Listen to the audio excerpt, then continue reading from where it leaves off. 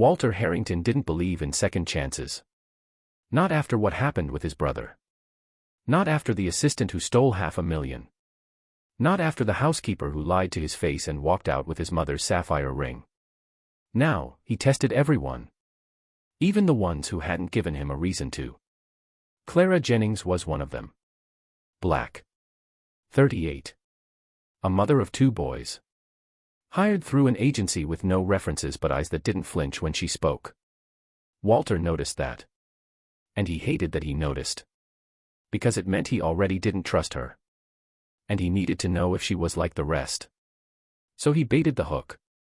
Thursday morning, 9 a.m. sharp, Walter slipped out of the mansion with his usual silence. No announcement. No schedule.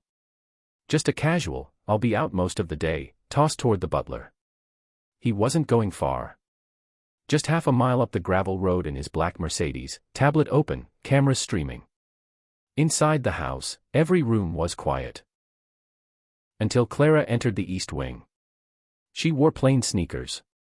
Her apron tied high, gloves already on. She dusted frames, wiped surfaces, straightened a rug edge most people wouldn't even notice. Then she reached the hallway to the study. And paused. The door was ajar. Just enough. The safe inside, open. Stacks of cash. Deeds.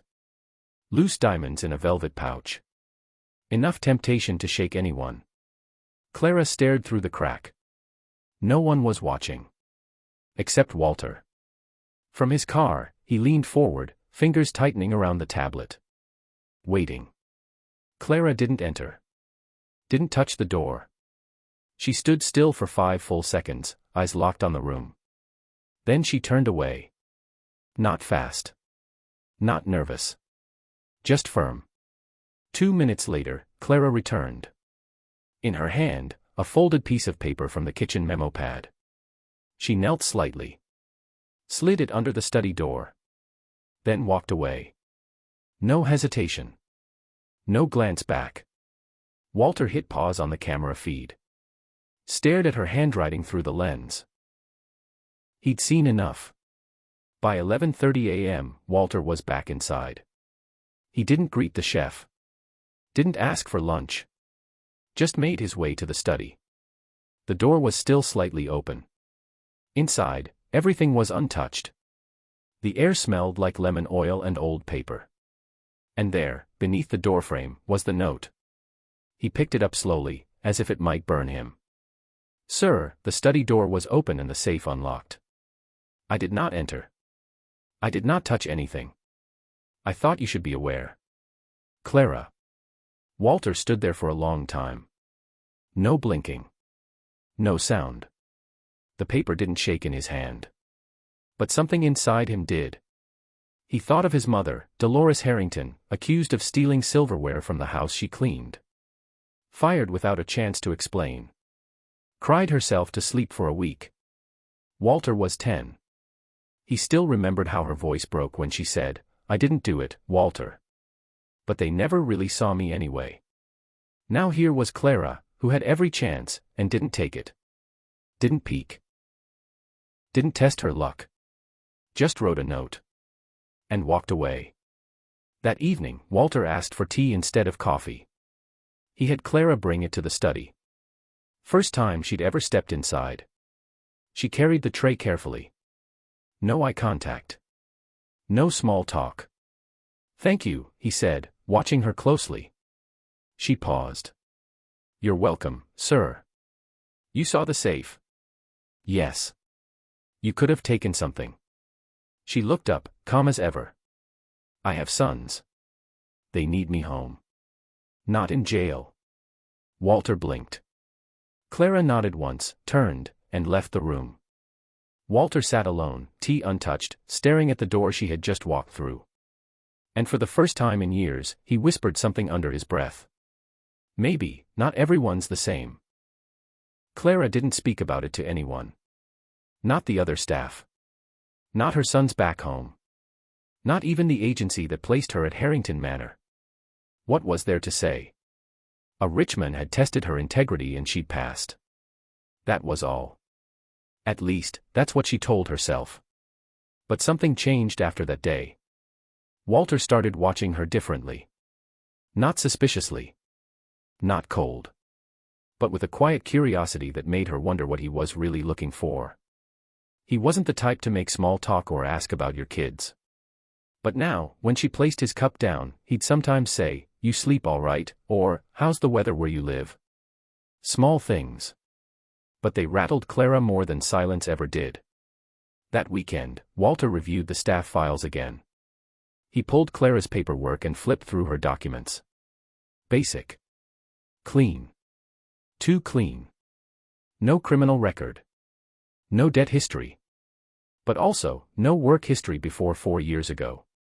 Just a gap. 4 years unaccounted for. He knew what to do with gaps. That's where the truth always lived. Monday morning, Clara arrived early. She always did. Same plain sneakers. Same quiet grace. But this time, Walter was already waiting in the foyer. "Miss Jennings." She stopped in her tracks. "Yes, sir.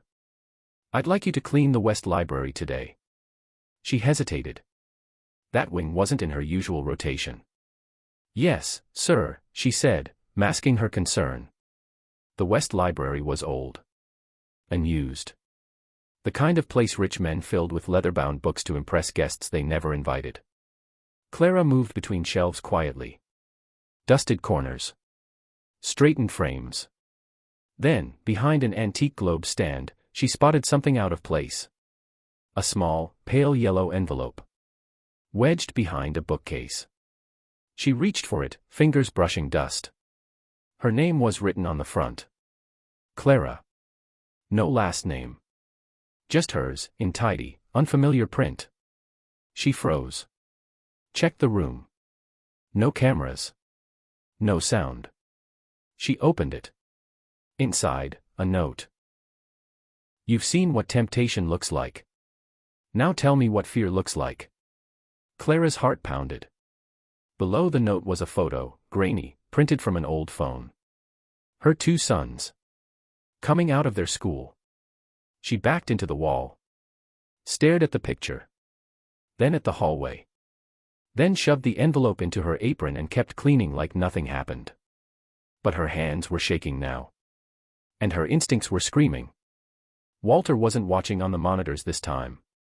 He was behind the double doors across the hall, pretending to review documents, waiting to see if she'd come to him. She didn't. He checked his watch. 11:12 a.m. He gave it 15 more minutes, then stepped into the library. Clara stood near the window, wiping glass she'd already cleaned.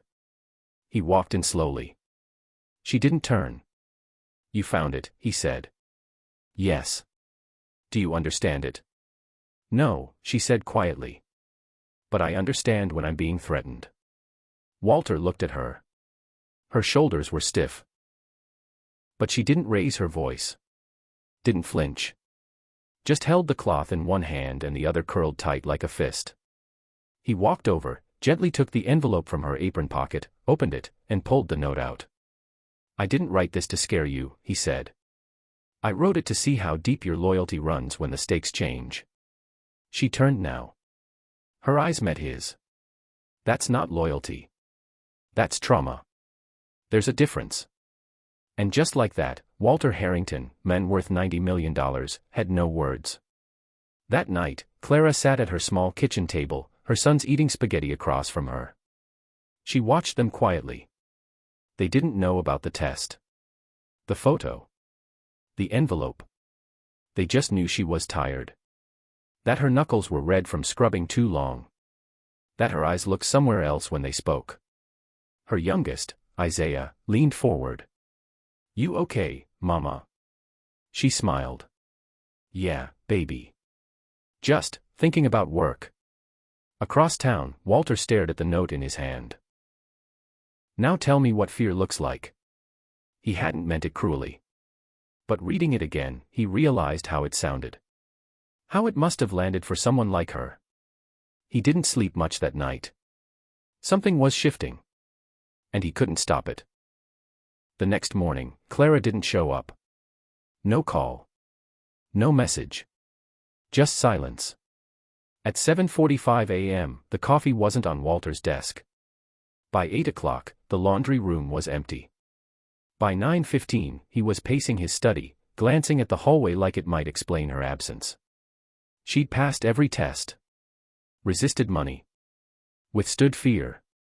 But maybe this time, she'd had enough. And he couldn't blame her. He just didn't want it to end this way. At noon, he called the agency. They hadn't heard from her either.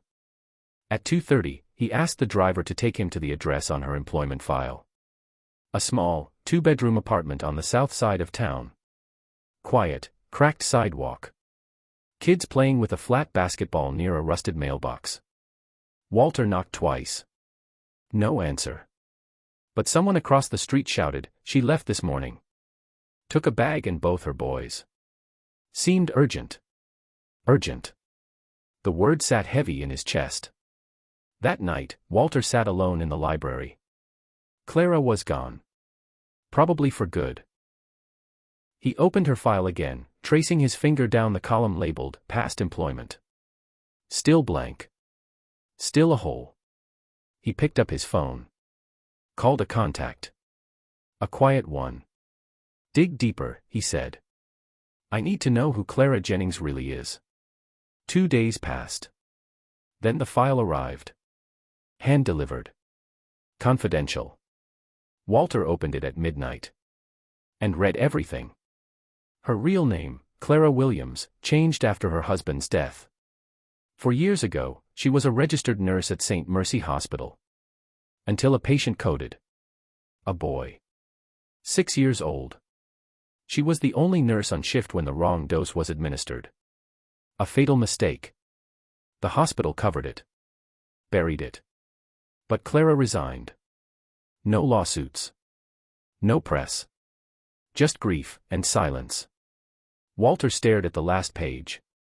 It wasn't theft that broke her past. It was guilt. Real. Raw. Permanent. She wasn't hiding a crime. She was hiding pain.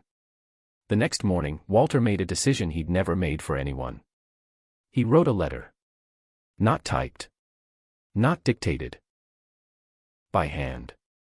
3 weeks later, Clara stood in a small Texas bus station, suitcase by her side, her boys asleep on a bench, when the clerk called her name. A delivery envelope. Inside, a cashier's check. $10,000. And a handwritten letter. "Clara. I set traps because I thought everyone wanted something from me. You proved me wrong. But more than that, you showed me something I forgot long ago, that people can carry pain without turning bitter. I read about what happened. You didn't run because you were guilty. You left because you couldn't forgive yourself. Maybe you still can't. But I hope this helps you find peace. You earned it. Not because you passed a test. But because you didn't try to pass at all. W.H." Clara sat down slowly. Her son stirred beside her. She folded the letter. Pressed it against her chest. And let herself cry. Not out of fear. Not from shame. But for the first time in years, relief. Back in Savannah, Walter stood at the edge of his study. The safe was locked now. The cameras off. The house quieter than ever. But for the first time, that silence didn't feel lonely. It felt right.